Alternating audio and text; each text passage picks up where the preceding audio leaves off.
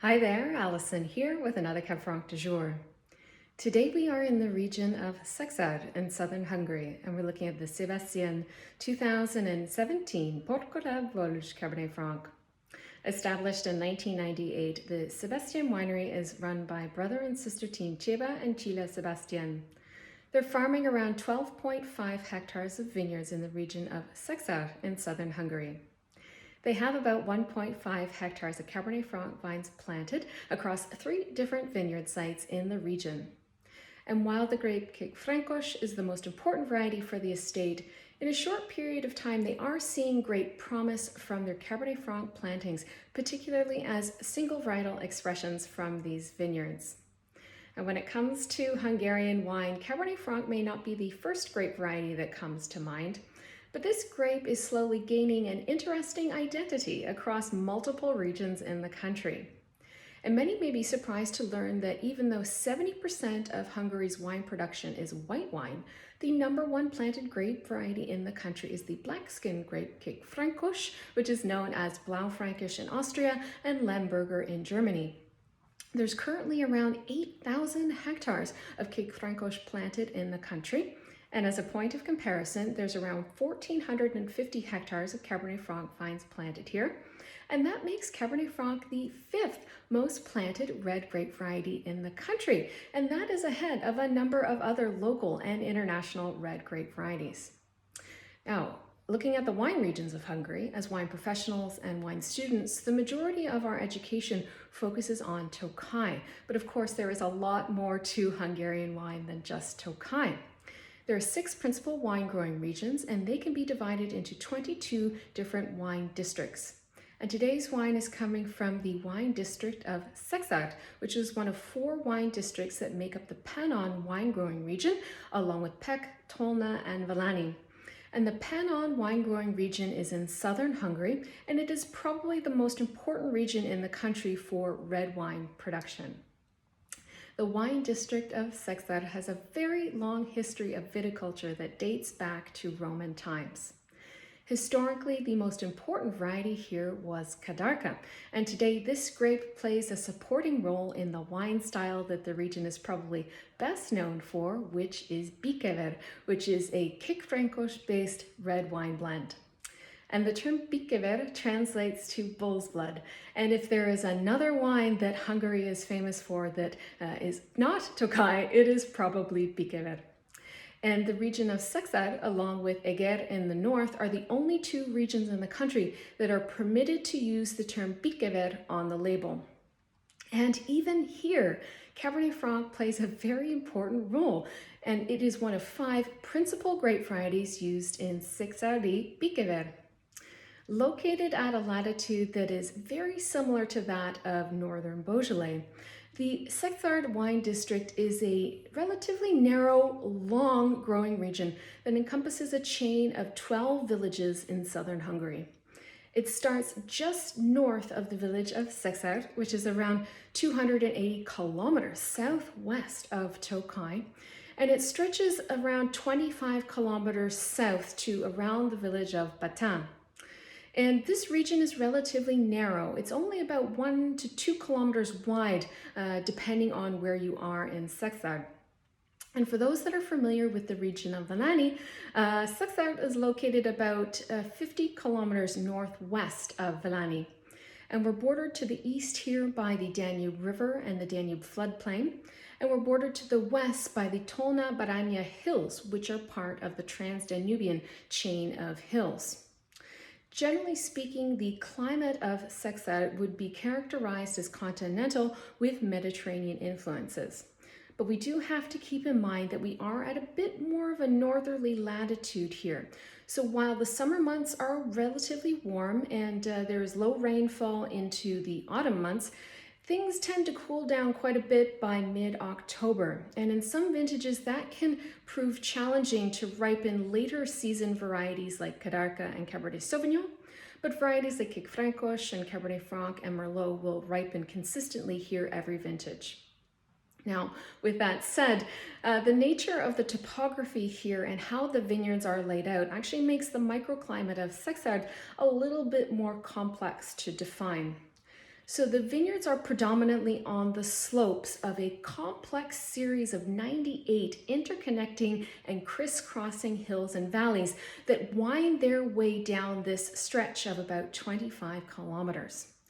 And because of the undulating nature of these valleys and hills, the vineyards will have any number of exposures: north, south, east, west exposures, and literally everything in between. Though the best and the most favorable sites will have south, southeast, or southwestern exposures in order to maximize sunshine and aid ripening. Now, as I mentioned, this region is relatively narrow, but the vineyards that are furthest east will have the strongest influence from the warm westerly winds that come off of the Great Hungarian Plain to the east. And as you move west along the region, the influence from the cooler breezes that come down from the Transdanubian mountain ranges to the northwest become a little bit more evident. And whether your vineyard is a bit more concave shape or convex shape, that will determine how much or little of these influences your vineyard will receive. And in addition to that, the shape of the vineyard will also determine how intense the sun exposure is here. Now, the elevation of the region ranges from around 150 to around 250 meters above sea level, and this contributes to a wider diurnal range in temperatures. So the warmer daytime temperatures during the summer months are offset by cooler nighttime temperatures, and this will help to preserve acidities. And then in terms of soils, the predominant soil throughout the region is loess, and this is a wind-derived soil. And there is some variability here too. So depending on where you are, the depth of the loess will vary, and the composition of it will vary as well. And it can have any certain percentage of limestone sand or even a bit of this red clay in it as well. And the fact that we are at this northerly latitude, coupled with this variability in altitude, exposures, as well as soil composition, that means that there is a lot of variability from vineyard to vineyard, and this of course makes site selection quite critical. Now, looking at today's wine a little bit closer, this is coming from a single vineyard site, which is known as Porkoláb-Völgy, and the term Völgy in Hungary means valley.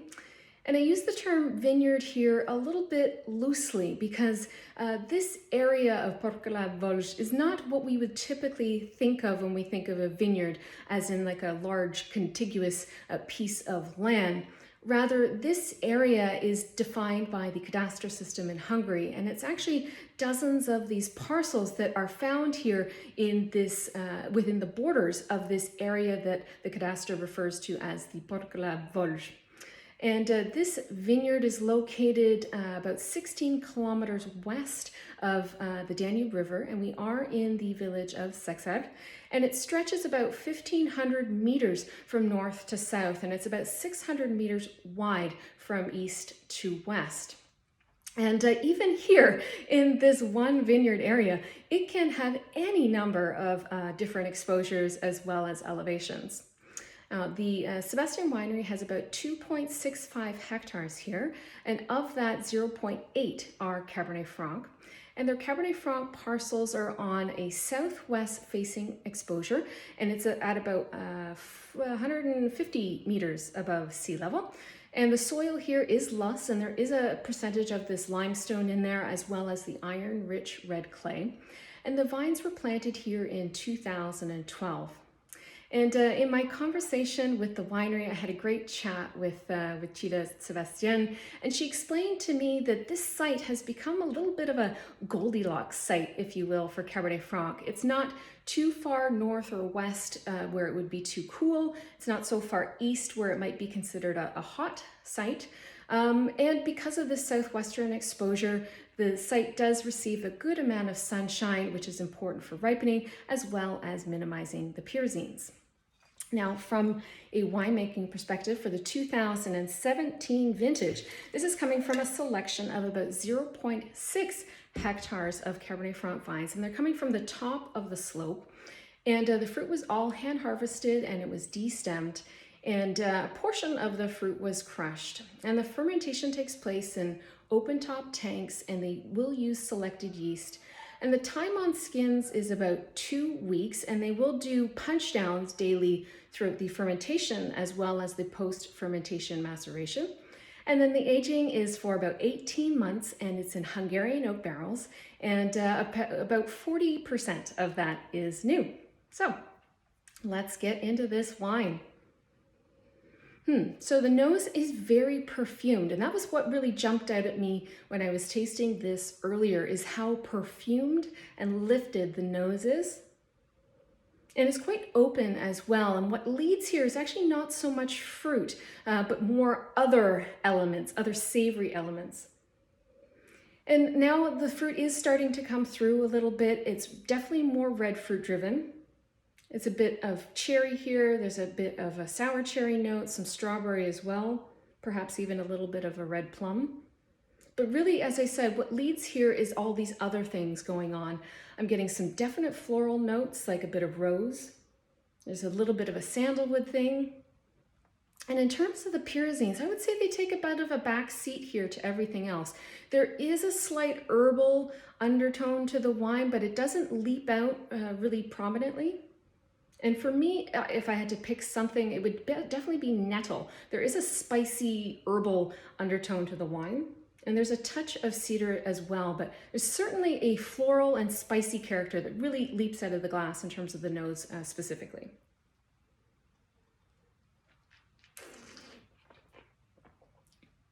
On the palate, I would say those same red fruits come through, and they are a little bit more open now, which is nice.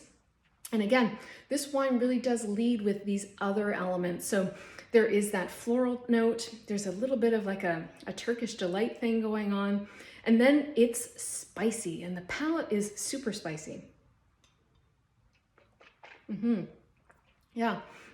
And I'm not sure whether or not that is the Hungarian oak coming through, or whether or not that is sort of the nature of the terroir, because I have read that the red wines from Szekszárd tend to be a bit more on the spicier side, but there is a plethora of spices here. It's like cinnamon, ginger, there's some clove, there's some allspice here as well.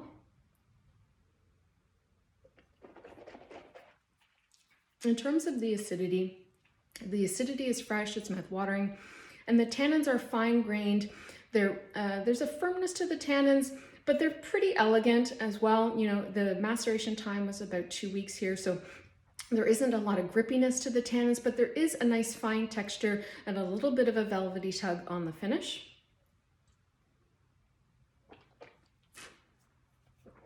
Yeah, this wine is really interesting.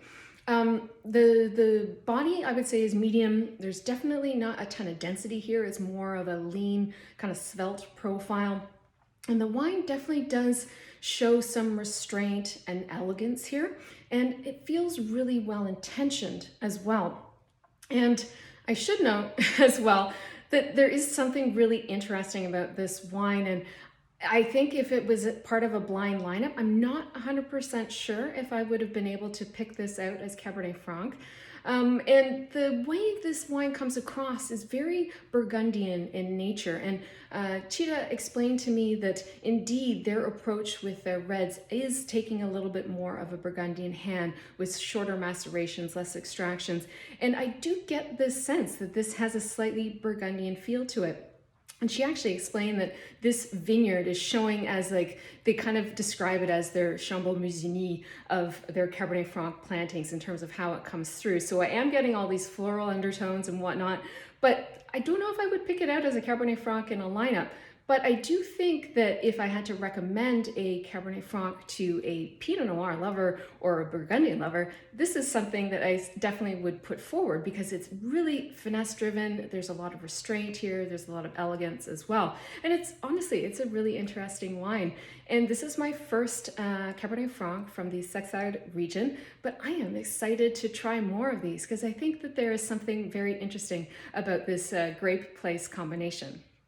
If you have a favorite Cabernet Franc from Hungary, Szekszárd, or from another region, let me know who the producer is and what you thought of the wine in the comments below. And of course, as always, I will be back again soon with another wine. Cheers.